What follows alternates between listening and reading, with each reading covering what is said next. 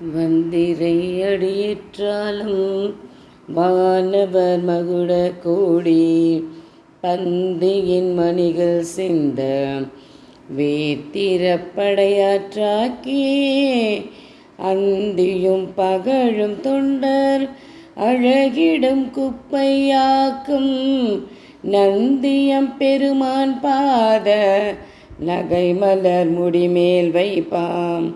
நந்தியம் பெருமான் பாத நகை மலர் முடிமேல் வைப்பாம். திருச்சிற்றம்பலம். இது பரஞ்சோதி முனிவர் அவருடைய திருவிளையாடல் புராணத்தில் வரும் நந்தி தேவர் துதி. இந்த பாடல் ஏன் பாடியிருக்கேன் அப்படின்னு கேட்டிங்கன்னா, இன்றைக்கி திருவிளையாடல் புராணம் ஆராய்ச்சி மையம் இவங்க 2010 கிட்டத்தட்ட ஒரு 15 வருடங்களுக்கு முன்பாக இதை ஒரு பதிவு செய்து மிக அற்புதமாக சாய்ராம் தெரு காயத்ரி நகர் திருப்பாலை மதுரை அப்படிங்கிற இடத்துல இதை பதிவு செய்து ஒவ்வொரு வருடமும் மிகச்சிறப்பாக திருவிளையாடல் புராணம் 64 திருவிளையாடல்கள் மதுரையை சுற்றியுள்ள இடங்களில் இறைவன் திருவிளையாடல் புரிந்தார் இல்லைங்களா. அந்த வரலாறு மிக அற்புதமாக வருங்கால தலைமுறை குழந்தைகள்லாம் தெரிஞ்சுக்கணும் அப்படிங்கிறதுக்காக அற்புதமாக கிட்டத்தட்ட இப்போ 101 மையங்கள். ஆனால் தேர்வு கிட்டத்தட்ட 45 மையங்களுக்கு மேலே தேர்வு எழுதினாங்க. கிட்டத்தட்ட ஒரு 700 கிட்ட குழந்தைங்க எழுதினாங்க. அதில் ஒவ்வொரு மையத்திலும் உள்ள முதல் 2, 3 மாணாக்கர்களுக்கு ரொக்கப்பரிசும் மற்றும் எழுதிய அனைத்து குழந்தைகளுக்கும் சான்றிதழ்களும் மிகச்சிறப்பாக ஜூன் 15ஆம் தேதி அனைத்து மையங்களிலும் சரியாக 10:30 மணிக்கு ஆரம்பித்து 12 மணிக்கு முடிந்து இவ்வளவு விரைவாக ஒரு 14 நாட்களுக்குள் அந்த பேரை ஒவ்வொரு மையத்திலும் இதிலேருந்து மதுரைக்கு சென்று மதுரையில் அந்த பணிகளில் அவங்க திருத்தி அதற்கான தேர்வு முடிவுகளும் வெளியிடப்பட்டு இந்த மாணிக்கவாசகர் குருபூஜையான இன்று ஜூன் 29ஆம் தேதி எப்படி பாருங்கள், 15ஆம் தேதி நடைபெற்ற நிகழ்வு 29ஆம் தேதி அனைத்து மையத்தில் உள்ள குழந்தைங்களுக்கும் பரிசு மிக அற்புதமாக இந்த விழாக்கு ஏற்பாடு செஞ்சுருக்காங்க. இதோட நிறுவன தலைவராக கா. சந்திரசேகரன் ஐயாவும், செயலாளராக டாக்டர் மு. கண்ணன் அவர்களும், பொருளாளராக மா. சரவணன் ஐயா அவர்களும், அமைப்பாளராக கோ. சங்கரநாராயணன் ஐயா அவர்களும், தலைவர் மற்றும் இந்த நன்னறி வகுப்புகளுக்கு மு. முருகேசன் ஐயாவும் ரொம்ப அற்புதமாக தர்மபுரம் ஆதீனம் சொக்கநாதர் கல்யாண திருமண மண்டபம் வடக்கு மாசி வீதி மதுரையில் மாலை சரியாக 4 மணிக்கு மேல் இந்த நிகழ்வு நடைபெற்றது. இந்த நிகழ்வில் என்னென்ன சிறப்பு அப்படின்னிங்கன்னா, முதலாக இறைவணக்கம் சா. சோமன் சுந்தரம் ஐயா, திருவிளையாடல் புராணம் ஆராய்ச்சி மையம் மதுரை ஒருங்கிணைந்த மாவட்ட தலைவர். வரவேற்புரை பேராசிரியர் மு. சரவணகுமார் ஐயா, உதவி பேராசிரியர், தமிழ்துறை, யாதவர் கல்லூரி மதுரை. தலைமை முனைவர் அம்பை மணிவண்ணன் ஐயா, மேனாள் இணை பேராசிரியர், தமிழ்துறை, அரசு கலைக்கல்லூரி, மேலூர், மதுரை மாவட்டம். மாணிக்க வாசகர் குருபூஜை ரொம்ப அற்புதமாக திருமுறை கலாநிதி முனைவர் இரா. சண்முகநாதன் ஐயா, தர்மபுரம் ஆதீனம் மதுரை. முன்னிலை முனைவர் சு. தினேஷ் கார்த்திக் ஐயா, துறை தலைவர், முதுகலை வேதியியல் துறை, சண்முகா தொழிற்சாலை கலை மற்றும் அறிவியல் கல்லூரி. மாநில துணைத் தலைவர், திருவிளையாடல் புராணம் ஆராய்ச்சி மையம், திருவண்ணாமலை. இதோட சிறப்புரை மிக அற்புதமாக முனைவர் மா. எழில் பரமகுரு ஐயா அவர்கள், உதவி பேராசிரியர், தமிழ்துறை, தியாகராசர் கல்லூரி மதுரை. ஐயா திருவாசகத்தில் நிறைய பாடல்களை எடுத்து காமிச்சு ரொம்ப அற்புதமாக விளக்கம் கொடுத்துருந்தாங்க. அதுக்கப்புறம் தெய்வத்திரு சா.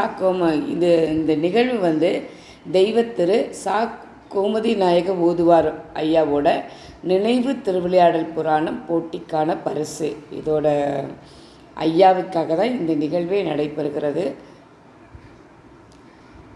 பரிசு வழங்குறது ஜி. சங்கரநாராயணன் ஐயா, பணிநிறைவு ரயில்வே அமைப்பாளர், திருவிளையாடல் புராணம் ஆராய்ச்சி மையம், டாக்டர் ஜேசி சேகர், சுபா மருத்துவமனை வடமதுரை. ஐயா வந்து ரொம்ப அற்புதமாக பேசினாங்க.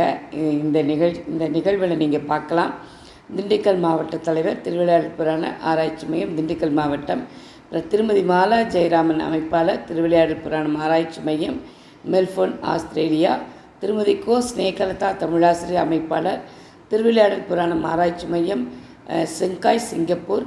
நன்றியுரை வந்து முனைவர் கு ராமர் ஐயா, தமிழ்துறை தலைவர் பொறுப்பு, விவேகானந்தா கல்லூரி, திருவேடகம். நிகழ்ச்சி ஒருங்கிணைப்பு வந்து முனைவர் இரா தனலக்ஷ்மி, உதவி பேராசிரியர், வேதியத்தில். அம்மா வந்து ஒவ்வொரு நிகழ்வும் முடிஞ்சவுடனே ரொம்ப சிறப்பாக அவங்க சொன்ன கருத்துக்களை வந்து மிக அழகாக சுருக்கி ரொம்ப அற்புதமாக அம்மா வந்து ஒவ்வொரு நிகழ்வும் அவ்வளவு குறிப்பாக கவனித்து ரொம்ப சிறப்பாக வந்து தொகுத்து வழங்கினாங்க. சரஸ்வதி நாராயணன் கல்லூரி, மதுரை.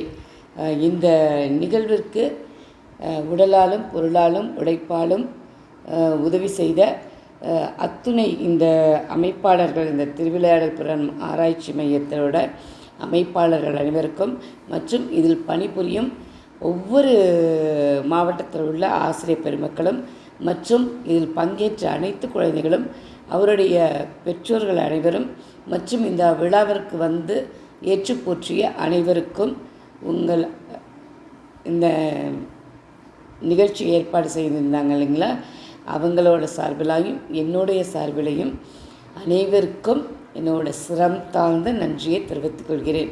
அவ்வளவு அற்புதமாக பண்ணியிருந்தாங்க அனைவரும். இது வந்து அந்த நிகழ்வோட ஒரு சிறு பகுதி. அனைவரும் பார்த்தும் கேட்டும் இது வந்து ஒரு ஞாபகமாக இருக்கும். அதனால் இந்த பதிவு அனைவரும் பார்த்தும் கேட்டும் அருள்மிகு மாணிக்க வாசகர் அருளை பெறலாம் என்று முறைப்படியில் உங்கள் அன்பு சகோதரி ஸ்வர்ணலதா, திருச்சிற்றம்பலம்.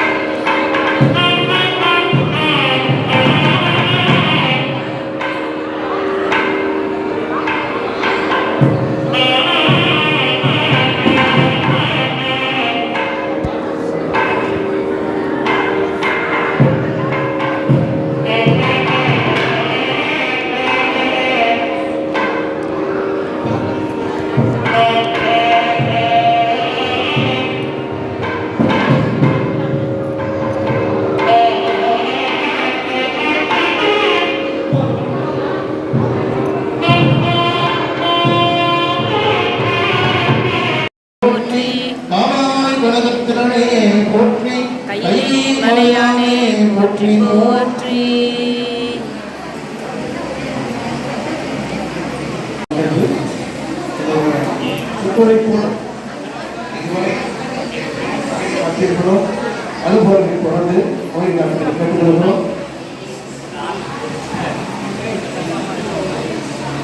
உருவாக்குவதற்காக 2 ஆண்டுகள் அவர்களுக்கு ராணுவ பயிற்சி அளிக்கப்படுகின்றது. ஆனால் நமது பாரத திருநாட்டிலே அத்தகைய ஒரு பயிற்சி பள்ளியிலோ கல்லூரியிலோ இல்லை. அப்படிப்பட்ட ஒரு பயிற்சியை அளித்து ஒரு நல்ல இந்திய குடிமகனை உருவாக்க வேண்டும் என்று சொன்னால் நாம் முன்னெடுத்திருக்கக்கூடிய திருவிளையாடல் புராண ஆராய்ச்சி மையம் முன்னெடுத்திருக்கக்கூடிய இத்தகைய ஒரு ஆன்மீகம் சார்ந்த இந்த கூடுதல் நிகழ்ச்சி, அடிக்கடி போட்டிகள் வைப்பது, மாணவர்களை ஊக்குவிப்பது, நாம் நம்முடைய மண்ணின் பெருமைகளை எல்லாம் அந்த குழந்தைகளுக்கு எடுத்துச் சொல்வது, அதன் வாயிலாக அந்த இளமையிலேயே கத்தியிலே திளைக்க வைப்பதன் வாயிலாக அந்த மாணவர்களை பாரத திருநாட்டுடைய மைந்தர்களாக நிச்சயமாக நாம் உருவாக்க முடியும். அத்தகைய ஒரு பெரிய முன்னெடுப்பை நமது திருவிளையாடல் புராண ஆராய்ச்சி மையம் செய்திருக்கிறது என்பதற்காக இந்த மையத்தினுடைய ஒருங்கிணைப்பாளர், செயலர், தலைவர், பொருளர் ஆகிய அமைப்பாளர் ஆகிய அத்தனை பேருக்கும் இந்த நேரத்திலே நான் நன்றி கலந்த வணக்கங்களை உரித்தாக்கிக் கொள்ள கடமைப்பட்டிருக்கின்றேன். நிகழ்ச்சியினுடைய தொடக்கமாக சில தேவார பாடல்களை நமக்காக பண்ணோடு பாடிய ஆன்மீக அன்பர்களுக்கும், இங்கே பெரும் திரளாக கூடியிருக்கக்கூடிய ஆன்மீக அன்பர்கள், குழந்தைகள் அத்தனை பேருக்கும் இந்த நேரத்திலே இன்னும் பெயர் விட்டு போனால் பொறுத்தருள வேண்டும். நேரத்தினுடைய அருமை கருதி நேரடியாக தலைப்புக்குள்ளே செல்ல விரும்புகின்றேன். ஆகிய அத்தனை பேருக்கும் முதற்கண் எனது வணக்கங்களை உறுத்தாக்கிக் கொள்கின்றேன். இந்த ஒரு நல்ல வாய்ப்பினை நல்கிய பண்ணிடுவாங்க. ஸோ நேரம் ரொம்ப முக்கியம். அதனால தான் இங்கே ஒவ்வொரு இடத்துலையும் யார் யாருக்கு எவ்வளவு மணித்துளிகள் இதெல்லாம் குறிப்பிட்டிருக்காங்க. அந்த அளவில் நேரம் ரொம்ப முக்கியம். இந்த காரணத்தினாலே இந்த மதுரை கோயிலுக்கும் திருவிளையாடல் புராணத்திற்குமான அந்த தொடர்புகளை சுருக்கமாக உங்களுக்கு நான் எடுத்து வைத்திருக்கின்றேன். இனி வரும் காலங்களிலே அதற்கான சூழல் வருகின்ற பொழுது அதை நாம் விரிவாக பார்க்கலாம். இன்னும் சொல்ல போனா அந்த தொட்டாமரைங்கிற நூல்ல நான் சொல்லக்கூடிய செய்திகள் விரிவா இருக்கு. அந்த புராண கதையோடு இருக்கும். ஒவ்வொரு சிற்பத்தையும் அதுல அழகா வண்ண படங்கள் இருக்கும். நீங்கள் அதையெல்லாம் கண்டு ரசிக்கலாம். திருக்கோயிலுக்கு நீங்கள் யாராவது போனா நம்ம சிற்பங்கள் செதுக்கி வச்சிருக்காங்க என்பதுமோடு இல்லாமல் அந்த ஒவ்வொரு சிற்பத்திற்குள்ள இருக்கக்கூடிய செய்திகளை எல்லாம் நீங்கள் உருவாக்க வேண்டும் என்ற ஒரு வேண்டுதலையும் இங்கே முன்வைத்து அரங்கு நிறைந்த இந்த ஆன்மீக அன்பர்களை இங்கே பார்க்கின்ற பொழுது கண்கொள்ளா காட்சியாக இருக்கின்றது. நம்முடைய பாரத திருநாடு நிச்சயமாக இளைஞர் கையில் தான் இருக்கிறது என்று ஏவிஜே அப்துல் கலாம் ஐயா சொல்வார்களே, இத்தகைய இளைஞர்கள் எதிர்காலத்திலே வருகின்ற பொழுது நிச்சயமாக நம்முடைய பாரதம் புரட்சி பாரதமாக அமையும் என்ற நம்பிக்கையோடு இந்த நல்ல வாய்ப்பினை நல்கிய அத்தனை உள்ளங்களுக்கும் நன்றி தெரிவித்து விடைபெறுகிறேன். நன்றி, வணக்கம். அதைத் தொடர்ந்து அவருடைய அகோர பசியை தீர்ப்பதற்காக அண்டக்குழியை உருவாக்கினார் சிவபெருமான். அதில் இருக்கக்கூடிய உணவெல்லாம் அவன் நடந்துகின்ற தான் நம்முடைய பசி தீர்ந்தது. ஆனால் விக்கல் எடுத்தது, தாகம் எடுத்தது. அதற்காகத்தான் வைகையை தோற்றுவித்தார் சிவபெருமான். அப்ப இந்த வைகையே திருவிளையாடலில் சொல்லப்பட்ட ஒரு ஆறாக அமைந்திருக்கிறது. அன்னக்குழி மண்டபம் அங்கே இருந்தது. இப்பொழுது அது ஒரு தங்கும் விடுதியாக மாறி இருக்கின்றது. இது மாதிரியாக மதுரையிலே பார்ப்போம் என்று சொன்னால் திருவிளையாடல் தொடர்புடைய நிறைய இடங்களை நாம் அடையாளம் காணலாம். நம்முடைய குழந்தைகளுக்கெல்லாம் இது மாதிரியான ஒரு நாள் சுற்றுலாவாக இந்த திருவிளையாடல் புராணத்தோடு தொடர்புடைய இடங்களை எல்லாம் கண்டுகளித்து அதை பற்றிய செய்திகளை அவர்களுக்கு எடுத்து சொல்லி அது மாதிரியான ஒரு நிகழ்வை நாம் எதிர்காலத்திலே ஏற்படுத்தலாம். அவர்களுக்கு ஒரு கோயில் இருக்கிறது. எழுகணல் தெப்பத்துக்கு பக்கத்துல காஞ்சனமாலை கோயில் இருக்கிறது. அந்த கோயில் பக்கத்துல எழுகணல் அடைத்த படலம் என்ற திருவிளையாடல் புராணத்தை அடிப்படையாக வைத்து அங்கே ஒரு தெப்பத்தை உருவாக்கி 7 கடல் நீரையும் ஒன்றாக அங்கே கொண்டு வந்தார்கள். அந்த கதையினுடைய அடிப்படையில் அங்கே எழுகணல் தெப்பம் இருந்தது. இப்பொழுது அங்கே தெப்பம் இல்லை, ஒரு பெரிய கட்டடம் இருக்கிறது. அது மாதிரியான திருவிளையாடல் புராணத்தோடு தொடர்புடைய நிறைய இடங்களை நாம் பார்க்கலாம். மலை வீசிய தெப்பங்களும் ஒன்று இருக்கு. அது எங்கன்னா ரயில்வே ஸ்டேஷன் பக்கத்துல அந்த மேம்பாலத்தை தாண்டின ஒரு தெப்பம் இருக்கணும். அது இப்ப தேட வேண்டிய கட்டாய சூழ்நிலையும் நம்ம இருக்கும். அதையெல்லாம் மீட்டெடுக்க வேண்டிய பொறுப்பு ஆன்மீக அன்பர்களாகிய நாம் அனைவருக்கும் இருக்கிறது. அப்படிப்பட்ட ஒரு மலை வீசிய தெப்பகுளம் இன்று அது அரசியல்வாதிகள் அல்லது பல்வேறு சூழ்நிலைகள்ல அது காணாமல் போய்விட்டது. அவை அதனை மீட்டுருவாக்கம் செய்ய வேண்டிய கடமை நாம் மதுரை மக்களாகிய நாம் ஒவ்வொருவருக்கும் உண்டு. அதே போல ஆதி சொக்கநாதர் கோயில் ஒன்று இருக்கு. இடைக்காலர் பிணக்கு தீர்த்த அந்த படலத்தின் அடிப்படையிலேயே அங்கே ஆதி சொக்கநாதர் கோயில் என்று ஒன்று, அங்கம் வெட்டிய படலம் என்று திருவிளையாடல் புராணத்துல ஒரு கதை இருக்கிறது. அந்த குருவனுடைய மனைவியை பெண்கால நினைத்த ஒருவனை இந்த கண்கானை தவறாக பார்த்தது என்று கண்களை குத்துவதும், இந்த கைதானே அவருடைய கரத்தை பிடித்து இழுத்தது என்று ஒவ்வொரு அங்கமாக அப்படி வெட்டி இறைவன் அவனை சங்காரம் செய்கின்றார். அப்படிப்பட்ட அங்கம் வெட்டிய படலத்தை கண்ணப்பநாயனார் சிற்பத்துக்கு பக்கத்தில் நம்ம பார்க்கலாம். அது மாதிரியான திருவிளையாடல் தொடர்பாக நிறைய சிற்பங்கள் திருக்கோயிலில் இடம்பெற்றிருக்கிறது. ஓவியங்கள் நீங்க பழைய திருவிளையாட மண்டபத்துக்கு போனீங்கன்னா மேலே வைகாக அந்த குடும்பத்தினுடைய பெயர் வைநாகரசிக்கிற நினைக்கிறேன். அவருடைய திருப்பம் தான் அந்த முழுவதுமான திருவிளையாடல் புராணத்தை ஓவியங்களாக தீட்டினே கண்ணாடி கொண்டு அழகாக இருக்காங்க. அது என்னென்ன பார்வைப்படக்கூடிய இடத்துல இல்லை, உயரமான இடத்துல இருக்கிறதுனால பார்க்க முடியல. ஆனால் ரொம்ப அருமையான ஒரு நாயக்கர் காலத்து ஓவியம்.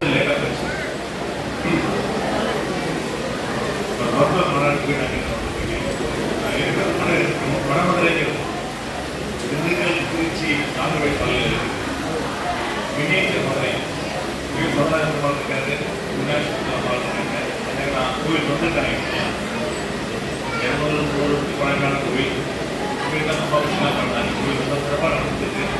மாறவா பூஜைகள்லாம் ஒன்று குறதில்லை, எல்லாத்தையும் அழைப்பு இங்கே உள்ள அரசுலாம் வந்து பூஜைகள் எல்லாமே எல்லாம் ஸ்மால் ஸ்கேலாக பணம் இங்கே லாஸ்ட் 40 இயர்ஸ் அதான் செய்திருக்கீங்க. இப்படி பண்ணுறது வந்து மக்களுக்கு சேவையாக பண்ணுறது வந்து எந்த ஒரு வியாபார நோக்கிலையும் பண்ணுறதா இல்லை. மக்கள் அனைவருக்கும் இவர்களோட பெருந்தன்மையை சுட்டு சேர்க்கறதுக்கு நான் ஒரு சேனல் மாதிரி, நான் ஒரு வழி மாதிரி வந்தேன்.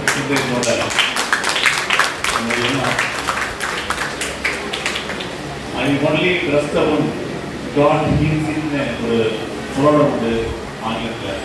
நான் உங்களுக்கு மறுபடினா கட்ட முடியும், அது ஆகிறது வந்து இறைவன் தான் சொல்லுது.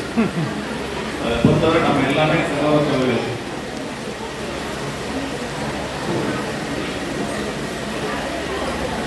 மாதாச்ச பார்வதி பிதா தெய்வம் அதில் எந்த விதமான எனக்கு கிடையாது.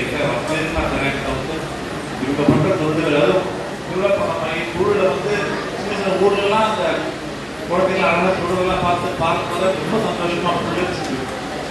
அது நம்ம வீட்டளவில் வச்சுட்டு ஊரில் குடும்பத்தளவில் சூழ்நிலையில் இந்த கொண்டு வரது வந்து ரொம்ப நினைக்கிறேன். இவ்வளோ ஆணி வேறு அதான் உடனே மாதாட்ட பார்வை பிதாங்க ஒரு குடும்பம் எல்லாரும் அண்ணைய குடும்பம் அம்மையை மட்டும் அந்த என்ன வந்து எல்லாம் ஒன்றா மட்டும்தான் இந்த நாளில் சாதி பேரும் அம்மையெல்லாம் இருப்பான், ஏதாவது வேறுபாடு வருமா ஒன்றுமே இருக்காது. நம்ம அதை ஃபாலோ பண்ணுவோம், இவ்வளோ வழிகாட்டுக்கு நல்லபடியாக நடத்துவோம். எல்லாரும் இங்கே வாழ்க்கை இன்னைக்கு நல்ல விசேஷமான நாள் மாட்டு பூஜை. ஒரு 7 வருஷத்துக்கு முன்னாடி அண்ணாமலையார் கோவிலில் வந்து நான் 1008 விளக்கு பூஜை சங்காபிஷேகம் ஆஃபீஸ் பண்ணினேன் ஆசையாக. அதை இப்போ தூரம் எல்லாரும் பண்ணி ரொம்ப சந்தோஷம். அந்த இந்த நாளில் கட்ட தெரியாது எனக்கு. ஒரு நாள் ஞாயிற்றுக்கிழமை லீவு தான் பண்ணினேன், ஹாஸ்பிட்டலில் லீவாக இருக்கிறதுனால. அந்த மண்டலத்தில் உட்காந்துருக்காருங்க. என்னன்னு கேட்டால் குரு பூஜை புறப்பாடு இருக்கிறதுக்காக கொடுத்துருக்காரு. ரொம்ப மனசு சந்தோஷமாக இருந்தது. அவர் முன்னாடி நான் கலந்தது வந்து டெலிவரி ஸ்டேஷன் எந்த ஒரு கோவிட் இல்லை, எந்த ஒரு பொருத்தம் நான் அதுக்கு சந்தோஷப்பட்டிருக்கேன். ஸோ எல்லாருக்கும் பார்த்து தெரிஞ்சுக்கிறேன். இந்த மேலோடு இந்த குடும்ப மலர்ந்து சேவைகள் எல்லாருக்கும் கொடுக்கணும். நம்ம எல்லாம் ஒன்று வாழணும், வித்தியாசம்லாம் வாழணும். நம்ம தாய் தந்தைகளை அம்மையை நம்ம மதிக்கணும், அன்பு வாழணும் சொல்லி நன்றி வணக்கம். நம்மளுடைய தமிழுக்கும் பல பெருமைகள் உண்டு. எல்லாம் வல்ல சிவபதம் முதல் சிவபெருமானாக சிவனாக இந்த மண்ணில் வந்து உயிர்கள் உய்யும் பொருட்டு இந்த மொழியில் பேசியிருக்கின்றார், இந்த மொழியில் பாடியிருக்கின்றார், இந்த மொழியை கைப்படி எழுதியிருக்கின்றார். இந்த மொழியில் ரெக்கமெண்டேஷன் லெட்டர் சொல்லக்கூடிய சிவாஜி கடிதம் கூட கொடுத்திருக்கின்றார். அந்த வகையிலே இந்த தமிழ் மொழியில் இறைவனே தன் கைப்பட எழுதிய ஒரு நூல் திருவாசகம். திருவாசகமானது நமக்கு காலந்தோறும் தமிழ் மொழியில் இருக்கக்கூடிய ஒரு அற்புதமான ஆகச்சிறந்த ஒரு இலக்கியம். இலக்கியத்தோடு மட்டுமல்ல மெய்யியல் நூல். எப்படி காலந்தோறும் கடந்துகின்ற குழந்தைகளுக்கு கூட, அடுத்து வரக்கூடிய தலைமுறைக்கு கூட இந்த நூல் எடுத்துச் செல்ல வேண்டும். இங்கே இருக்கக்கூடிய குழந்தைகளை பார்க்கும் பொழுதும் சிறார்களை பார்க்கும் பொழுதும் மிகப்பெரிய வியப்பாக இருக்கின்றது. ஏனென்றால் இன்றைய காலகட்டத்தில் சொல்லுவாங்க, அம்மா சாதம் ஊட்டுவாங்க குழந்தைகளுக்கு. ஆனால் இந்த காலத்தில் ஆண்களாக தான் சாதம் ஊட்டி கொண்டிருக்கிறது. அப்படிப்பட்ட ஒரு காலத்தில் எந்த குழந்தையும் எந்த சிறுவர்களும் இங்கே அலைபேசியை எடுத்து நான் பார்க்கவில்லை. அனைவரும் நம்மளுடைய சைவத்தினுடைய அடையாள சின்னமாக, புனித சின்னமாக இருக்கக்கூடிய திருநீரையும்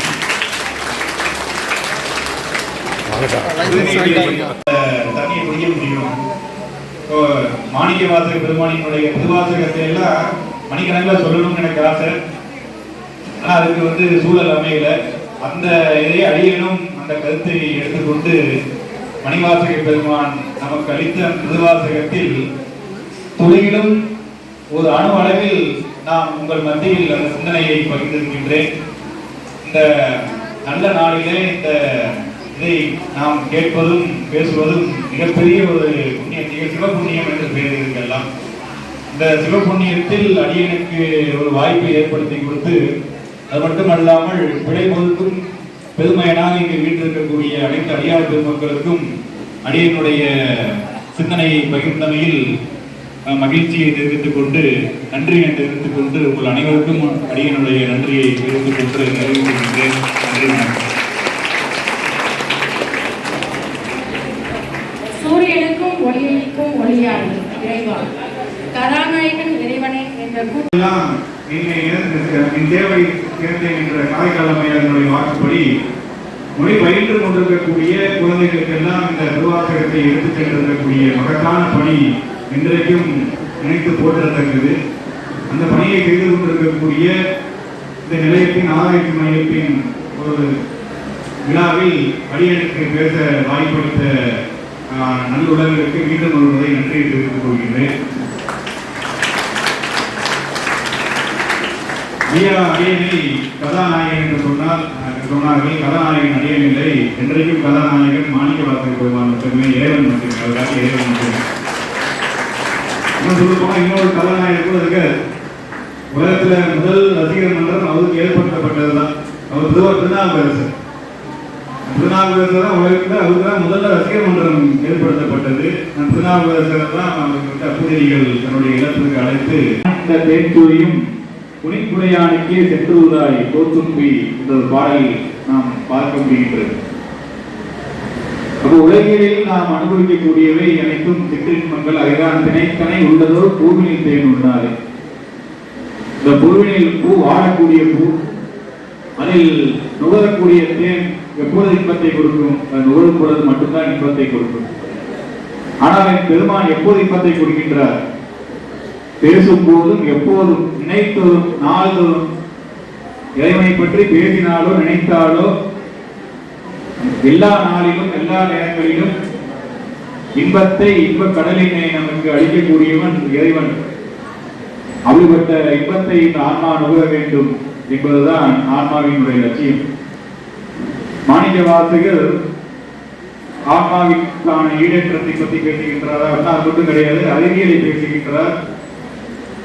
பல ஆண்டுகள் கழித்து இதுக்கு அப்புறம் கழித்து நாம் எந்த அறிவியலை கற்கின்றோமோ அந்த அறிவியலையும் அவர் பேசியிருக்கார். இன்றைக்கு பார்த்தோம்னா நம்மளுடைய கருவுற்ற உயிர், ஒரு தாய் கருவுற்று இருந்தால் ஸ்கேன் பண்ணி பார்க்கிறாங்க. நெஞ்சம் போய் என் அன்பும் போய், இதை எப்படி சொல்ல முடியும்? நமக்காக நம்மளுடைய நிலையில் மாணிக்கவாசகர் பாடியது. யானே போய் என் அன்பும் போய், என் நெஞ்சம் போய் என் அன்பும் போய். எப்படி பொய்யாக இருக்கு? யான் என்பதை பொய் தான். 20 ஆண்டுகளுக்கு முன்பு நம்மை குழந்தை என்றார்கள், இன்று இளைஞர் என்றார், நாளைக்கு புதியவர் என்பார்கள். இதுல எது உண்மை? எதுக்கு உண்மை கிடையாது. இப்ப யானோ போய், என் நெஞ்சம் போய், என் அன்பு போய். நம்மளுடைய அன்பு எப்படி பொய்யாகிறது என்றால், அது மெய்யை நினைக்காதவரை அது பொய்யாக தான் இருக்கிறது. அப்ப எது மெய்? உலகில் நாம் பார்க்கக்கூடியது, அனுபவிக்கக்கூடியது அனைத்தும் பொய். இதெல்லாம் எது இல்லையோ அதுதான் மெய். மெய்யேவும் பொன்னடிகள் கண்டு இன்று வீடுற்றேன் என்கின்றார். அப்படிப்பட்ட அன்பு இறைவன் மீது வைக்கக்கூடிய அன்பே ஞானம். ஞானம் ஈசன்பால் அன்பு. அந்த அன்பை எப்படி வைக்க வேண்டும் என்பதை நமக்கு மாணிக்கவாசகர் காட்டுகின்றார். எப்படிப்பட்ட அன்பை இறைவன் மீது வைக்க வேண்டும்? கண்ணப்பன் ஒப்புதோர் அன்பின்மை கண்டப்பின் எண்ணப்பன் எண்ணப்பில் எண்ணெய் மாட்கொண்டருளி வண்ண பணித்தென்னை வாவென்ற வான்கருணை சுண்ண பொன்னீற்றருகே சென்றுவதாய் போத்தும்பி என்று பாடுகின்றது. அப்படிப்பட்ட அன்பை நம்ம வைக்க முடியுமா? அப்படிப்பட்ட அன்பை வைப்பதற்கு முயற்சி செய்கின்றோம். இதனால் முடியாது என்று வெளிப்படையாக சொல்லியிருக்கிறார்கள். ஆனால் சைவத்தில் அடியார் பெருமக்கள் நிகழ்த்திய சாதனைகள் அளவு கடந்தது. அந்த வகையிலே திருவாசகத்திற்குள் செல்வது என்பது இங்கு இருக்கக்கூடிய பல பெரியவர்களுக்கு திருவாசகர்கள் முழுவதும் மரணமாக இருக்கக்கூடும். அவர்கள் மத்தியில் பேசுவது என்பது அடியனுக்கு பதட்டத்தை ஏற்படுத்தக்கூடியது. இருப்பினும் சிறு குழந்தைகளுக்காகவும் உங்கள் மத்தியில் திருவாசகத்தை சிறிதளவேனும் சிந்தித்தால் அடியனுக்கும் எந்த கல்லூரி, அடுத்து எந்த வேலை, என்ன வேலை, அதுக்கடுத்து என்ன திருமணம் ஆச்சா இல்லையா, அடுத்து எத்தனை குழந்தைகள், அடுத்து குழந்தைகளுக்கு என்ன ஆச்சு, அடுத்து இப்படியே இந்த மாதிரியான கேள்விகள், அடுக்கடுக்கான கேள்விகள் 4 பேர் 4 விதமாக அந்த கேள்விகள் அடுக்கிக் கொண்டிருக்கின்றார்கள். அந்த கேள்விக்கு பதில் சொல்லி நம்மளுடைய காலமானது கடந்து போய் கொண்டிருக்கின்றது. நீர்க்குமிழி போன்ற இந்த உலக வாழ்க்கையை நாம் இப்படி கேள்வி கேட்பவர்களுக்கு பதில் சொல்லியே காலத்தை போக்கிக் கொண்டிருக்கின்றோம். கடைசியாக ஒரு கேள்வி, அதுக்கப்புறம் ஒரு கேள்வி, என்ன பிபியா சொல்றா அப்படிங்கிற ஒரு கேள்வி, அதுக்கடுத்து எப்போ இதானாங்க அப்படிங்கிறாங்க, எப்போ எடுப்பாங்கங்கிற கேள்வி, அப்பவும் ஒரு கேள்வி, எடுக்கிறதா போகிறதா. இப்போ அந்த கேள்வி எப்படி நம்ம விடுறதில்லை. இப்பேற்பட்ட உலக மக்களை பார்த்து மாணிக்கவாசகர் பெருமான் அவர் ஒரு கேள்வி கேட்கின்றார். இந்த வாழ்க்கை ஒரு வாழ்க்கையா? சத்தியமாக இல்லை. வைத்த நிதி, பெண்டில், மக்கள், குலம், கல்வி, சித்த உலகில் பிறப்போடு இறப்பெண்ணும் சித்த விகார கலக்கம் தெரிவித்த வித்தகத்தேவருக்கே சென்றுவதாய் கோத்தும்பி. எதற்காக வாழ்ந்துட்டு இந்த கேள்விகளுக்காக வாழ்ந்துட்டு இருக்கோம்.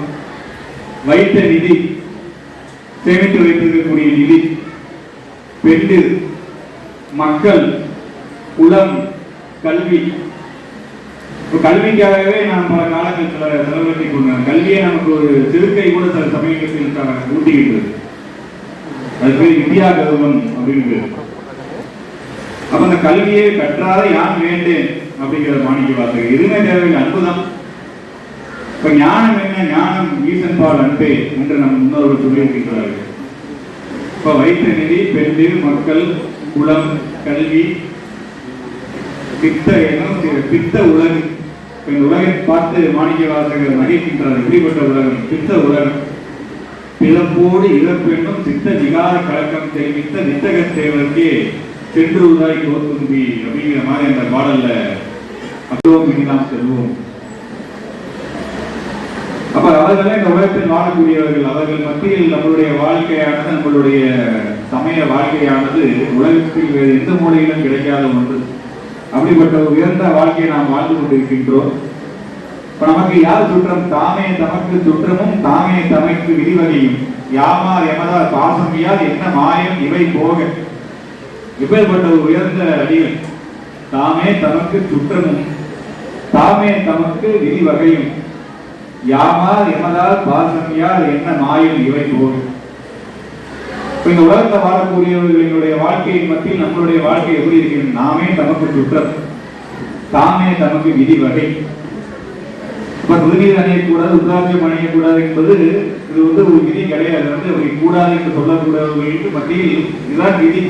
உலக வாழ்க்கையில நாம் இப்படிதான் வாழ வேண்டும். இதுதான் நம்முடைய முன்னோர்கள் காட்டிய வாழ்க்கை. அப்படிப்பட்ட வாழ்க்கையை அவர் நமக்கு பேசுகின்றார். அதுபோக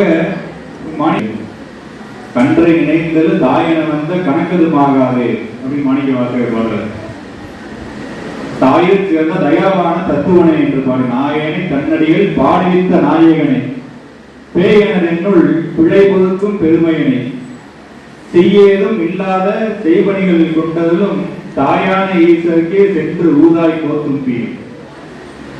அடியனுடைய ஊர் திருச்சிராப்பள்ளி. அங்கே இறைவனினுடைய திருநாமம் தாய் மாணவர். தாய்மாய் எனக்கே தலை கண்ணுமாய் பேயனையும் ஆண்ட பெருந்தகை அப்படின்னு அதனால பாடிட்டார். அப்பேற்பட்ட தாய்மாக இருக்கக்கூடியவன் இறைவன். உயிர்களுக்கெல்லாம், உலக உயிர்களுக்கெல்லாம் தாயாக நின்று, தாய்க்கு மேல் நின்று, தத்துவனாக நின்று நமக்கெல்லாம் வழிகாட்டக்கூடியவன். சிவபுராணத்திலே பார்த்தீங்கன்னா கடைசி பாடல்ல முற்றடையும் பொழுது சொல்லிய பாட்டின் பொருள் உணர்ந்து சொல்லுவார் செல்வ சிவபுரத்தின் உள்ளார் சிவனடிக்கு பல்லோரும் ஏற்ற பணிந்து என்று பாடுகின்றார். அந்த இடத்தில் நாம் பார்க்கக்கூடியது பல்லோரும் ஏற்ற பணிந்து. அப்ப ஏற்றுதல் என்றால் புகழ்தல். அப்ப நமக்கு எல்லாம் இந்த புகழ்ச்சிக்கு நாம் மயங்காமல் அடியார்களோடு அடியார்களாக, அடியார் நடுவில் நாம் அடியார்களோடு நாம் அடியார்களுக்கு பின்னே புகுவார் அதன் பின் புகுவேன் அப்படின்னு திருநாவலர் சொல்றார். ஆனந்தமாகவும் மாணிக்கவாசகர் பெருமான் ஆசைப்பட்டது இந்த காட்சியம். நமக்குள் மாணிக்க வாசகர் பெருமான் இந்த இடத்தில் இருக்கின்றார், அடியார் கூட்டத்தில் இருக்கின்றார். எப்படிப்பட்ட ஒரு உலக வாழ்க்கையை நாம் வாழ்ந்து கொண்டிருக்கின்றோம். ஆனால் இப்பேற்பட்ட ஒரு வாழ்க்கைக்கு மாணிக்க வாசகர் நம்மை அழைத்து செல்கின்றார் பார்த்தோம்னா, அவருடைய திருவாசகம் என்பது தேன். அது எந்த பகுதியை எந்த எழுத்தை தொட்டாலும் இனிக்கக்கூடியது. மற்ற நூல்களை காட்டிலும் மாணிக்க வாசகர் நூலுக்கு என்ன சிறப்பு? தமிழ் தெரியாதவர்கள் கூட தமிழ் பயின்று இந்த மொழியை கற்று அவருடைய நோக்கம் விதமாக இருந்தாலும் கூட இந்த நூலை தொட்டாலே அவர்களுக்கு ஆனந்த கண்ணீர் வரும் அளவிற்கு இந்த நூலினுடைய சிறப்பு இருக்கின்றது என்றால், தமிழர்களாக தமிழ்நாட்டிலே இந்த புண்ணிய பூமியிலே பிறந்து அது பிறந்தது மட்டுமல்லாமல் இந்த மொழியை கற்றோடு மட்டும் இருக்காமல் திருவாசகத்தை தொட்டம் என்றாலே இதுக்கு மேல் நமக்கு என்ன வேண்டும்? நமக்கு எல்லாம் கைலாய பதவி காத்துக் கொண்டிருக்கிறது என்றுதான் சொல்ல வேண்டும். ஏனென்றால் இன்றும் தமிழ்நாட்டில் பிறந்து தமிழ் மொழியை கற்காமல் எத்தனையோ பேர் தன்னுடைய வாழ்க்கையை முடித்துக் கொண்டிருக்கின்றார்கள். பழமொழி சொல்லுவாங்க, நாம் செல்வோம். அப்ப அவர்களே இந்த உலகத்தில் வாழக்கூடியவர்கள். அவர்கள் மத்தியில் நம்மளுடைய வாழ்க்கையானது, நம்மளுடைய சமய வாழ்க்கையானது உலகத்தில் வேறு எந்த மூலையிலும் கிடைக்காத ஒன்று. அப்படிப்பட்ட ஒரு உயர்ந்த வாழ்க்கையை நாம் வாழ்ந்து கொண்டிருக்கின்றோம். இப்ப நமக்கு யார் சுற்றம்? தாமே தமக்கு சுற்றமும் தாமே தமக்கு விதிவகையும் யாமார் எமதார் பாசமியார் என்ன மாயம் இவை போக. இப்பேற்பட்ட ஒரு உயர்ந்த அடிகள். தாமே தமக்கு சுற்றமும் தாமே தமக்கு விதிவகையும் யாமார் எமதார் பாசமியார் என்ன மாயம் இவை போக. இந்த உலகத்தில் வாழக்கூடியவர்களினுடைய வாழ்க்கையின் மத்தியில் நம்மளுடைய வாழ்க்கை எப்படி இருக்கிறது? நாமே தமக்கு சுற்றம், தாமே தமக்கு விதிவகை. உதவியில் அணையக்கூடாது, உத்தாட்சியம் அணையக்கூடாது என்பது இது ஒரு விதி கிடையாது. அப்படி கூடாது என்று சொல்லக்கூடாதவர்களுக்கு மத்தியில் இதுதான் விதி. உலக வாழ்க்கையில நாம் இப்படிதான் வாழ வேண்டும். இதுதான் நம்முடைய முன்னோர்கள் காட்டிய வாழ்க்கை. அப்படிப்பட்ட வாழ்க்கையை அவர் நமக்கு பேசுகின்றார். அதுபோக கன்றை நினைந்தது தாயன வந்த கணக்கதுமாகாதே அப்படின்னு மாணிக்க வாசகர் பாடுறார். தாயில் சேர்ந்த தயாவான தத்துவனை என்று பாடு நாயகனை தன்னடிகள் பாடுவித்த நாயகனை பேயனதென்னுள் பிழை பொறுக்கும் பெருமையனை செய்யேதும் இல்லாத செய்பணிகள் கொண்டதிலும் தாயான ஈஸ்வருக்கே சென்று ஊதாய் கோத்தும் பீர்.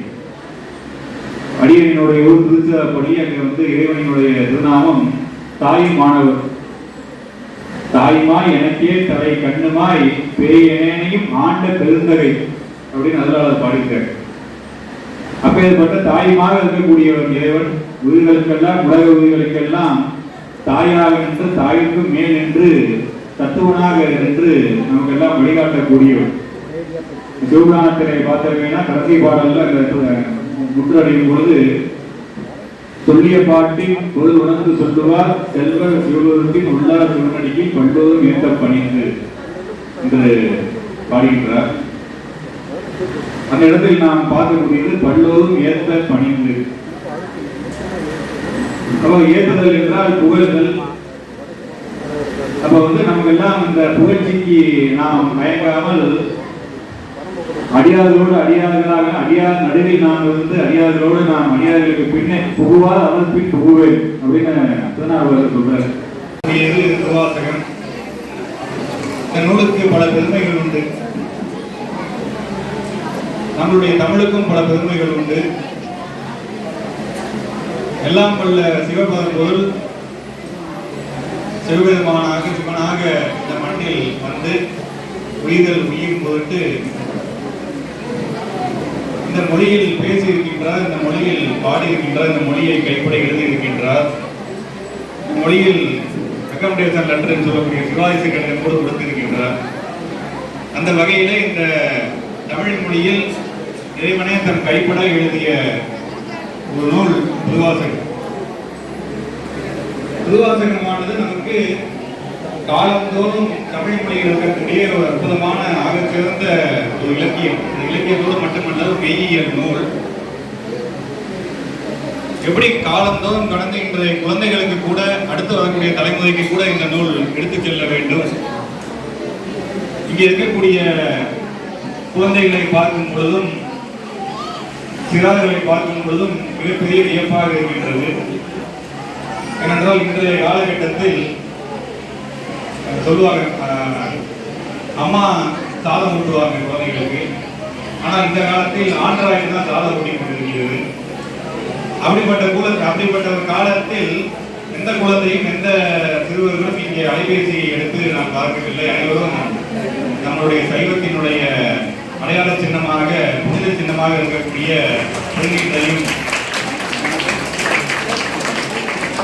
திருநீற்றையும் ருத்ராட்சத்தையும் நகச்சின்னமாக இருக்கக்கூடிய ஐந்தெழுத்தையும் அதோடு இந்த குழந்தைகள் வந்திருக்கக்கூடிய அந்த காட்சியை காண்பதற்கு மிகவும் வியப்பாகவும் ஆனந்தமாகவும் மாணிக்கவாசக பெருமான் ஆசைப்பட்டது இந்த காட்சியில்.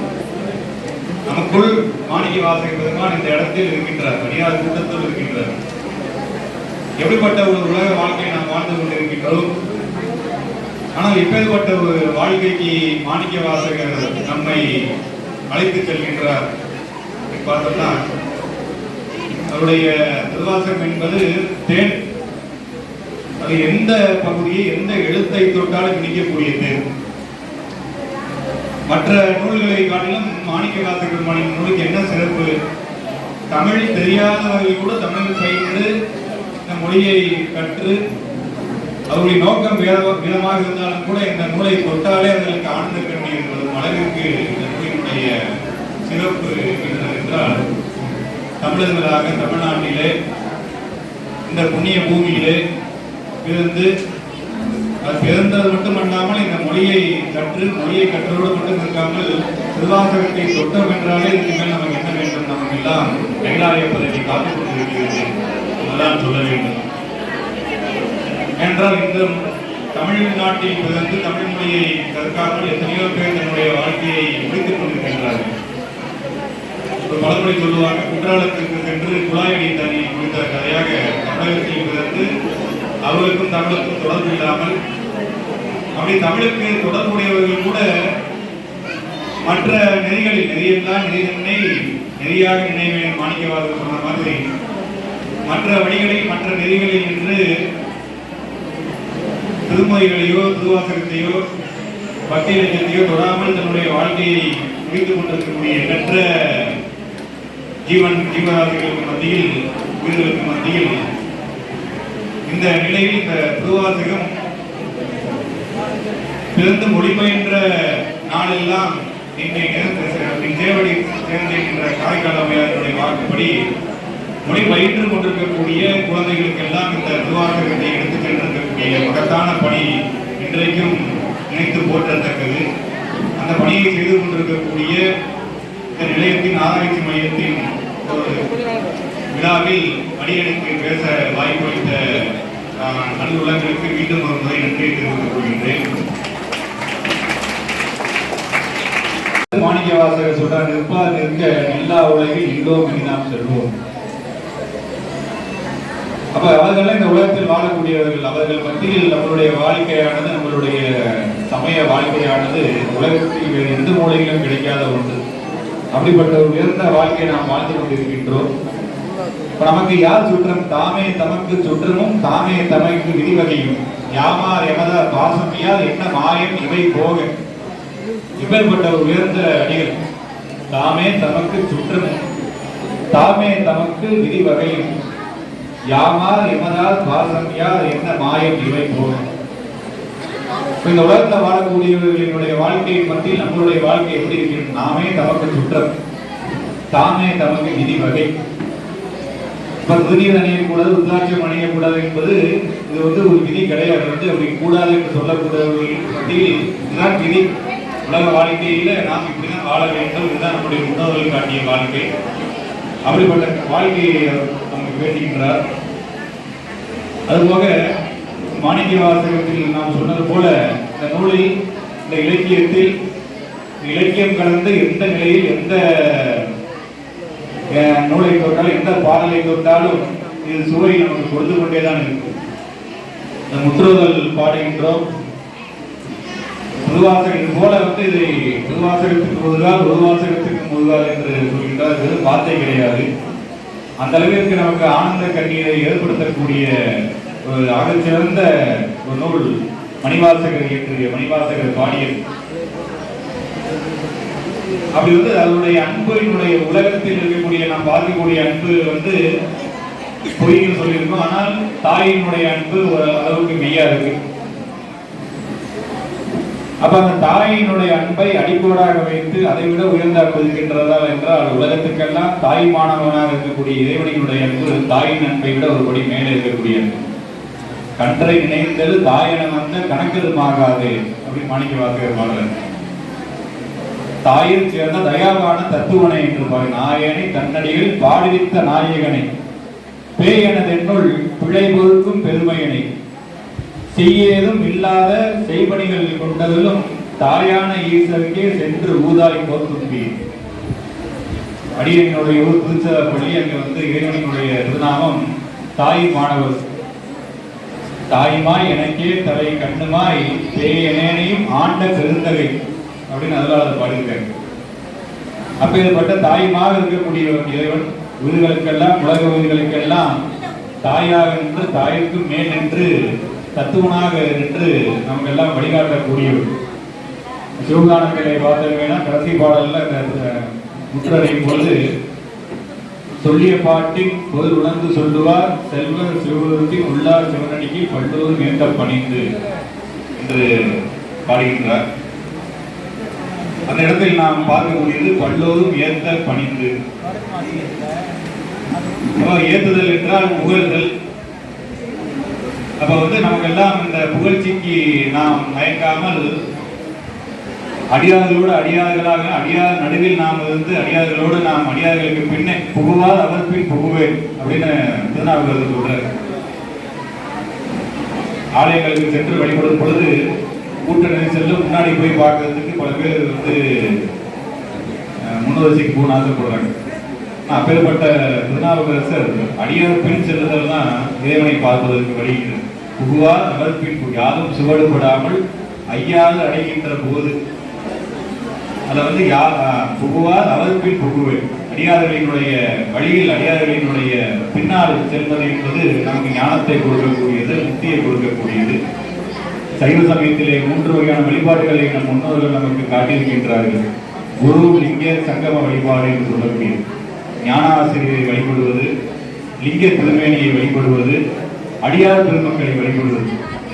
இதுல எது எளிமையான வழி அப்படின்னு பார்த்தோம்னா, நமக்கு வந்து எளிமையான வழிதான் நமக்கு பிடிக்கும். கஷ்டப்பட்டு செல்வதற்கு முன்னாடி எளிமையான வழி என்னன்னா அடியார் வழிபாடு தான் எளிமையான வழிபாடு, சங்கம வழிபாடு. நாயன்மார்கள் பலரும் அடியார்களை வழிபட்டவர்களை நோக்கி இறைவன் வருகின்றார். இறைவனை நோக்கி நாம் செல்வது சரியா இல்ல இறைவன் நம்மை நோக்கி வருவது சரியான்னு பார்த்தோம்னா, சிவலோகத்தை நாம் அடைவது சாதாரண விஷயம் கிடையாது. ஆனா எளிதாக போட்டதாக சிவலோக பதவி அடைந்தார் அப்படின்னு அதுலயும் ஆழ்ந்த வருத்தத்துடன் தெரிவித்துக் கொள்கிறவங்க. அப்ப சிவலோக பதவி அடைஞ்சா மக்கள் எல்லாம் போதாம இவங்களும் போக மாட்டாங்க, போனவங்களும் வந்து ஆழ்ந்த வருத்தம். மனிதன் உயிரோடு இருக்கும் போது பதவி கிடைக்க கூடாது, செத்து சிவலோகம் போக கூடாது. அப்ப அப்படிப்பட்ட ஒரு வாழ்க்கை சுத்தி தந்தாங்க. எங்க கோயிலவே சுத்தி தந்தாங்க, மீனாட்சி சுத்திட்டாங்க. இடையில திருப்பரங்குறைன்னு ஒரு ஊர் இருக்கு இல்லைங்களா, இந்த மாணிக்கவாசர் போனாமே ஐயா சொன்னாங்க இல்லையா, அந்த மாணிக்கவாசர் போனவருக்கு நானும் போயிட்டு தெரியாம தான் போனேன். நானும் ஏதோ புது கூப்பிட்றாங்களே போகலான்னு சொல்லிட்டு அன்னைக்கு மாட்டேன். 8 வருஷம் ஆச்சு, இன்னும் மீள முடியல என்னால. பின்னாடியே சுத்தி தரேன். நான் வந்த பின்னால 4 ஆண்டுகளா எனக்கு பின்னால் இந்த மாணவர் சமுதாயம் அருமையான பிள்ளைகள் எங்க பின்னாடியே இருக்கிறாங்க. எங்களுக்கு அதான் வயசானவங்க சொல்லி கேட்க மாட்டாங்க, கேட்க விஷயம். ஆனால் இனி வரும் காலம் நம் கையில் என்று மாணவர்கள் தெரிந்து கொள்ள வேண்டும். அதுக்கு தான் இந்த வேலை. முதல்ல மட்டும் ஆரம்பிச்சோம், ஒரு 18 மையங்கள் கூட தாண்டல, மதுரைக்குள்ளேயே பக்கத்துல விருதுநகர், திண்டுக்கல். 2வது வருஷம் 18 மையங்களோடு இருந்த பிள்ளைகள் 200 தான் நம்பர் இருந்துச்சு. இன்னைக்கு 18 மாவட்டங்களிலும் 49 மையங்கள். எண்ணிக்கை பார்த்தீங்கன்னா 200 2ஆம் ஆண்டு 400 ஆச்சு. இந்த ஆண்டு 4ஆம் ஆண்டு 630 பேர் எழுதியிருக்கிறாங்க தேர்வு. மையங்கள் மட்டுமே 100 தமிழகம் முழுக்க நடத்திட்டு இருக்கிறாங்க. 100 மையங்கள். அது 101 சொன்னாங்க நினைக்கிறேன். ஆமா, சமீபம் இப்போ வந்ததுதான். இந்த 101ல தேர்வெளியில் மட்டுமே 40 பேர் இருக்கிறாங்க. மற்றவர்கள் வாய்ப்பு இந்த படம் இல்லைன்னு சொல்லிட்டு இருந்தாங்க. ஆக இது போன்ற வளர்ச்சிக்கு மூல காரணம் அன்னையின் அருள். நாங்க யாரும் சம்பளத்துக்கு ஆள் வைக்கல, பணம் கொடுக்கல, எதை எதிர்பார்க்காமல் செய்த இறை தொண்டு தான் இன்னைக்கு. அந்த இறை தொண்டு இன்னைக்கு நிறைவா இருக்கிறது. அதுதான் உங்களுக்கு பாராட்ட சொல்லணும். உண்மையிலேயே இந்த வளர்ச்சியானது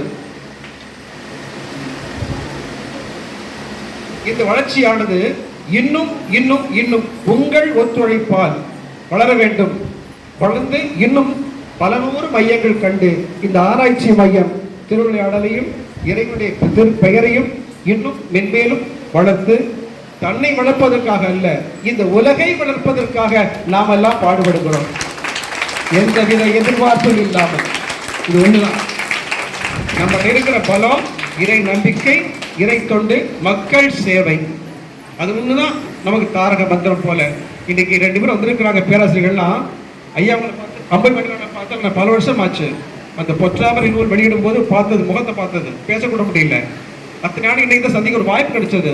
பரமகுரு ஐயா திருச்சியிலேருந்து வந்திருக்கிறாங்கன்னு சொன்னா வந்து 7 வருஷம் ஆச்சு. இன்னைக்கு தான் பார்க்குறோம். அதுக்கு என்ன காரணம்? இறைவன் போட்டு வைத்துறார். அந்த விஷயம் தான். இந்த இறைவன் திருப்பெயரால் நடந்திருக்கிற விஷயங்கள் எல்லாமே நமக்கு கிடைத்த பெரிய புண்ணியம். பெரிய புண்ணியம். ஏன்னா நமக்கு எங்கெல்லாம் தேடி போனாலும் கிடைக்காத ஒண்ணு. ஒருத்தர் உள்ள வர்றாரு, இப்போ ஆதிசேஷன் வருது, கவனமா இருங்க. இவர் தான் மதுரைக்குல முக்கியமான ஆளு. எப்படின்னு கேட்டீங்கன்னா, எங்களுக்கு ஒண்ணுமே திக்கு தெரியாம நிற்கும் போது நீங்க ஒன்றும் கவலைப்படாதீங்க, வடக்க போங்க வைகையாறு, தெற்க போங்க திருக்கோயில், அழகா சுற்றி வந்தா எல்லாம் கிடைச்சிடும். ஒரே வார்த்தை, வடக்கு போங்க வைகையாறு, தெற்க போங்க திருக்கோயில், எல்லாம் கிடைச்சிடும். அப்படி கிடைச்சிட்டு இருக்குது கோயில்கள். அப்படியான ஒரு விஷயத்துல நம்ம இன்னைக்கு நிறைஞ்சிருக்கிறோம், நிறைவா இருக்கிறோம். இந்த நிறைவு இன்னும் நிறைந்து கொண்டே இருக்க வேண்டும். சொல்லுவாங்க இல்லைங்களா, பால் பாட்டு பொங்க பொங்க பால் பொங்கிக்கிட்டே இருக்கணும். அதே போல இந்த காலம் நமக்கு இன்னும் வளர வேண்டும் என்று சொல்லிக்கொண்டு, மொத்தத்தில் நம்முடைய மாவட்ட வாரியாக பார்த்தீங்கன்னு சொன்னா, முதல்ல மதுரை மாவட்டம் மொத்தமே 12 மையங்கள் தான். அதுக்கு அடுத்த நிலையில் வரக்கூடியது ஐயா டாக்டர் சேகரோடைய வழிகாட்டுறதுனால எங்க குருமணி ஒருத்தர் இருக்கிறாரு, ஆத்தூர் கணபதி வந்திருக்கிறார் நினைக்கிறேன்.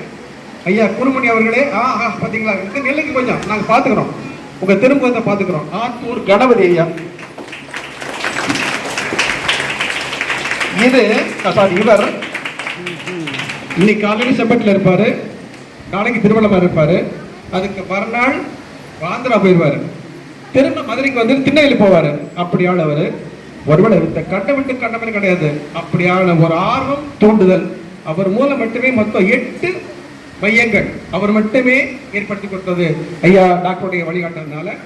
அது தொடர்ந்து பார்த்தீங்கன்னு சொன்னா விழுப்புரம் மாவட்டம், சேலம், மயிலாடுதுறை, சென்னை உட்பட இங்கே நமக்கு இந்த ஆண்டு திருவண்ணாமலை தினேஷ் கார்த்திக் அப்படிங்கிற வந்தார். போன மாதம் சேர்ந்தார். போன மாதம் கலந்து பேசுனதுல அவர் கொடுத்த பெரிய ஊக்கம் 7 மையங்கள் ஒரே நாள்ல. மே 18 வந்துட்டு போறார். 19, 20 அவர் சொன்ன தகவல் 7 மையங்கள். அதுல தேர்வும் எழுந்த 4 மையங்கள், 4 பேர்கள் இருக்கிறாங்க. ஆக இப்படியாக நம்முடைய வளர்ச்சி வளர்ந்து கொண்டே போகிறது என்பதை மிக அழகாக தெளிவாக சொல்லிக்கிறேன். இந்த இடத்துல ஆசிரியர் பெருமக்கள் யார் முகமும் அதிகமாக தெரியாது. அதுக்குள்ள போயிருக்கிறோம், அங்க பார்த்துருக்கிறோம். வெளி மாவட்டங்களுடைய பல இடங்களுக்கு நாங்கள் போக முடியல, தொலைபேசி முறையால் மட்டுமே. ஒரு ஆசிரியர் நான் ஒரு நாள் அழைக்கிறேன், ஒரு 3 நாள் முன்னால அவங்க வெளியில போயிட்டாங்க. வீட்டில் மகள் குழந்தை பேருக்கு வந்திருக்கிறாங்க. தொலைபேசியில கேட்ட உடனே நல்லா கேளுங்க, எப்படியெல்லாம் ஆசிரியர்கள் மக்கள் அடுக்கமா இருக்கிற பார்க்கணும். அந்த பொண்ணு போன்ல கூப்பிடுது, நான் பேசும்போது சொல்லுது, அம்மா வெளியில போயிருக்காங்க அப்படின்னாங்க. எங்க போயிருக்காங்கப்பான்னு கேட்டேன். இந்த சோழக்கட்டில் இருக்காங்க. அம்மா சோழக்கட்டை இருக்கிறாங்க, ஒவ்வொரு வாரமும் வகுப்பு எடுக்கிறாங்க. எப்படி பாருங்க, நம்மளாம் டிகிரி படிச்சுட்டு போய் கிளாஸ் பொறுத்து இல்லைங்க, தன்னுடைய தொழிலையும் தாண்டி இந்த ஆன்மீக படி வந்திருக்கா பார்த்தீங்களா, அது பெரிய விஷயம். இனி மாணவர்களுக்கு வந்து சொன்னா, தமிழ் பிடித்த மாணவர்கள், தெலுங்கு தெரிந்தவர்கள் தாண்டி ஹிந்தி படிக்கிறவங்க பார்த்துருக்குறோம். மாநிலம் விட்டு மாநிலம் தாண்டி ஒரு மாணவி தங்கறதுக்கு இடம் இல்லாம திருப்பூருக்கு வந்திருக்கிறாங்க. பிழைப்புக்காக வந்தவர்கள் திருப்பூர்ல. அந்த பொண்ணு தான் யாருன்னு தெரியல, பேரு கேட்டீங்கன்னாக்க பர்ஷா ராணி சாகு. பர்ஷா ராணி சாகு. இது முஸ்லிம் பேர் மாதிரி இருக்கும், அது இல்லையா? ஒடிசா வாரிசுகளாம். ஒடிசா வாரிசு திருப்பூர் வந்து நான் பரிசு எழுதி முதல் பரிசு வாங்கியிருக்கிறாங்க. அப்போ ஐயா சொன்ன தமிழின் பெருமை இங்கே கிடைக்கும் நமக்கு. அந்த மாதிரியான மாணவர்கள் இன்னும் சொல்ல போனா